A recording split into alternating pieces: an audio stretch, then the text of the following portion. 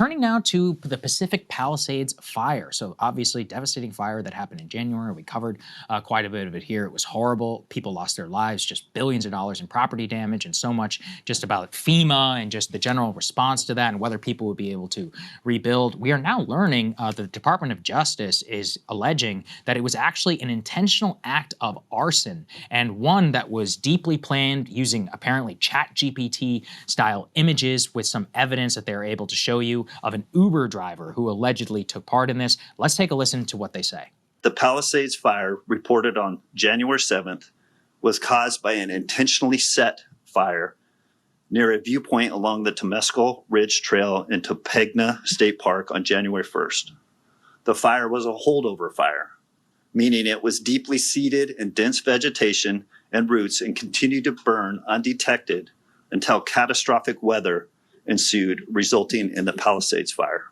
So this is including the images. Let's put this up here, guys, on the screen. This is from the acting U.S. attorney. He says, today we are announcing the arrest of 29-year-old Jonathan Rinderknecht on a criminal complaint charging him with maliciously starting what became the Palisades fire in January. The complaint alleges that Rinderknecht started a fire in the Pacific Palisades on New Year's Day, a blaze that eventually turned into one of the most destructive fires in Los Angeles history, causing death and widespread destruction. Among the evidence that was collected from his digital devices was an image that he generated on ChatGPT depicting a burning city. While he cannot undo the damage and destruction that was done, we hope his arrest and the charges against him bring some measure of justice to the victims of this horrible tragedy. His initial appearance is scheduled in the U.S. District Court in Orlando, where apparently he was. So some of the details, D3, please, so we can put and share with all of you. Like I said, is working as an Uber driver and was, quote, obsessed with images of fire.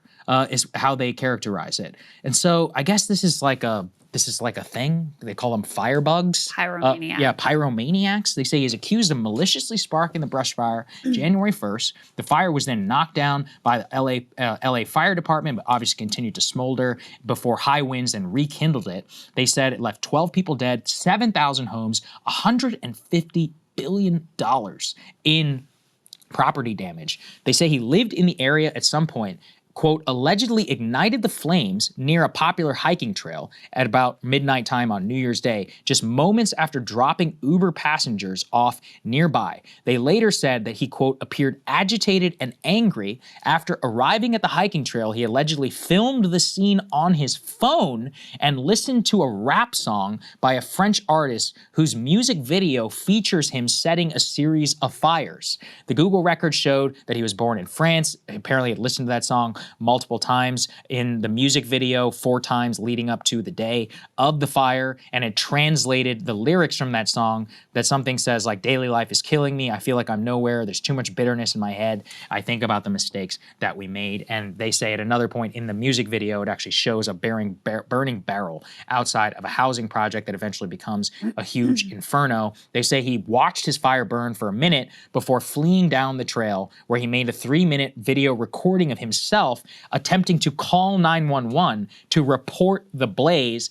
As he was on the phone to dispatchers, he typed, "Are you at fault if a fire is lit because of your cigarettes?" into ChatGPT, which was also featured apparently in the screen recording that he was trying to make there. So creating an alibi, I think, where he was like, I'm calling 911, and am I at fault for, because it was a cigarette, like trying to play it off as a cigarette, we're not exactly sure. He then said they drove away from the scene, turned around to follow the responding fire trucks back to the scene, where he watched and recorded videos as the crew battled the inferno.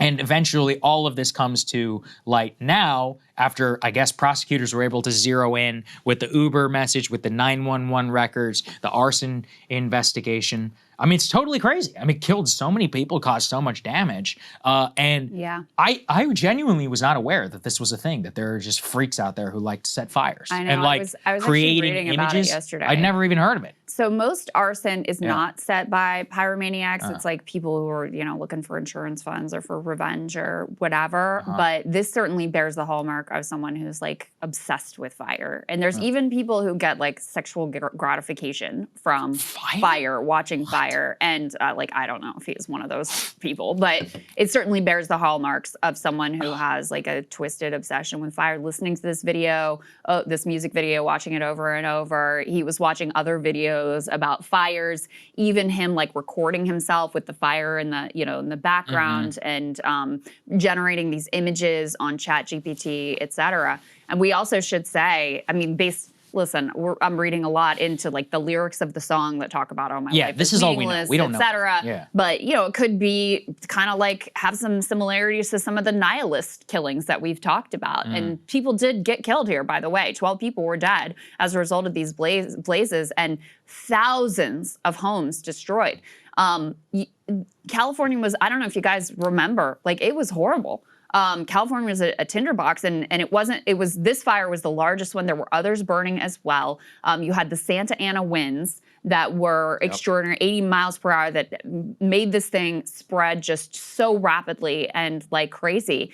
Absolutely sick and horrific thing to have done.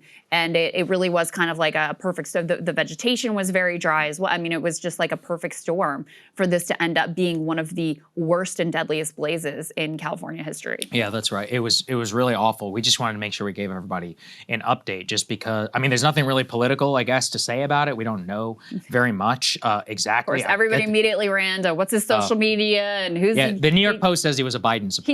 He gave $2 to Joe Biden. That's did he? Yeah, he gave $2, $1, and then another $1 on another date. That's well, what we for know. full transparency to the audience, I have a parlay bet with our producer Mac on whether this gentleman and Mark Sanchez both had marijuana involved in the case. So looking forward to the toxicology report on both of those cases, and he does owe me $50 if it does come to pass. So we'll see. How and will that's I don't putting think him we'll on. ever know that at this. Like, What do you mean? It'll come out in the criminal. He said cigarettes there, right? You think it's a real cigarette or a marijuana cigarette? We'll just wait. We'll wait and see. I'll let you be the. I will let you be the person who looks and can validate the debt. How about that?